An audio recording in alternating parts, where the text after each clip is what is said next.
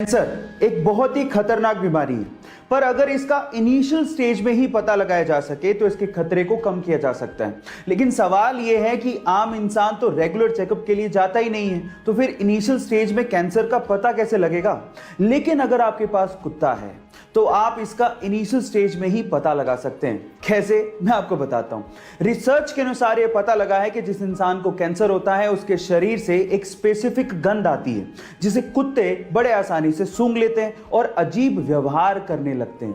तो अगर आपका कुत्ता आपसे अजीब व्यवहार कर रहा है तो आप समझ जाइएगा कि आपको डॉक्टर के पास जाके चेकअप करवाने की जरूरत है ना ये अमेजिंग फैक्ट। बीते हुए कल को और आने वाले कल को क्या कहते हैं?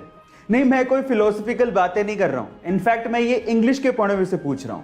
खैर, ये तो आपको पता ही होगा कि बीते हुए कल को यस्टरडे और आने वाले कल को टुमारो कहा जाता है।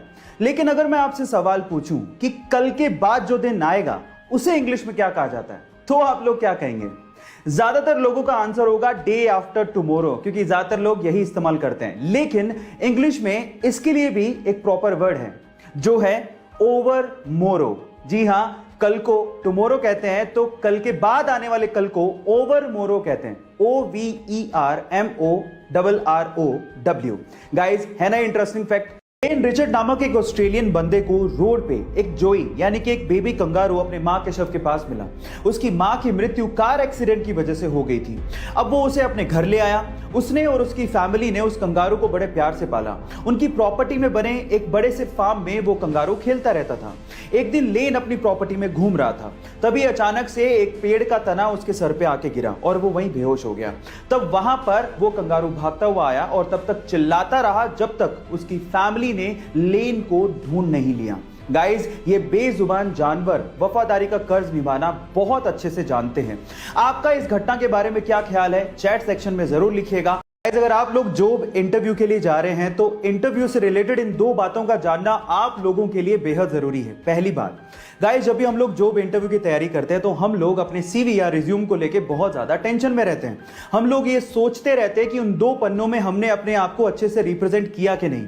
लेकिन मैं आपकी जानकारी के लिए आपको बता दूं कि इंटरव्यूअर आपके उन दो पेजों को यानी कि आपके सीवी को 5 से 6 सेकंड से ज्यादा देखता तक नहीं है। इसलिए रिज्यूम की इतनी ज्यादा टेंशन लेना बंद कर दीजिए। नंबर 2, किसी कंपनी में किसी जॉब प्रोफाइल के लिए जितने भी रिज्यूम्स आते हैं उसमें से 76% रिज्यूम्स सिर्फ इसलिए रिजेक्ट कर दिए जाते हैं क्योंकि उनमें अनप्रोफेशनल ईमेल आईडी लिखी हुई होती है। सो गाइज, मेरा यह मानना है कि आप अपने रिज्यूम से ज्यादा अपनी अनप्रोफेशनल ईमेल आईडी पे ध्यान देंगे तो शायद आपका काम बन जाए। अगर मैं आपसे कहूं कि 2020 का दुनिया का नंबर 1 टीचर अवार्ड इंडिया के गांव के सरकारी स्कूल में पढ़ाने वाले एक टीचर को दिया गया है तो शायद आप लोगों को यकीन ही ना हो। लेकिन महाराष्ट्र के सोलापुर गांव के रंजीत सिंह दिसाले जी को यूनेस्को ने ग्लोबल टीचर अवार्ड 2020 से सम्मानित किया है।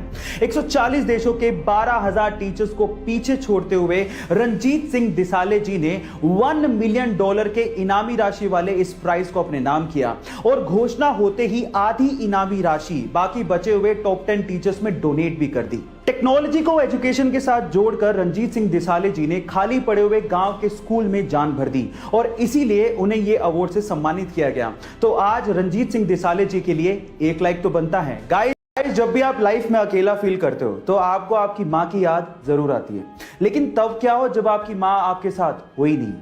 देखिए, तो इंडिया का तो मुझे पता नहीं, लेकिन यूएस के ब्रुकलिन में इस सिचुएशन में आप लोग एक मां रेंट पर ले सकते हो।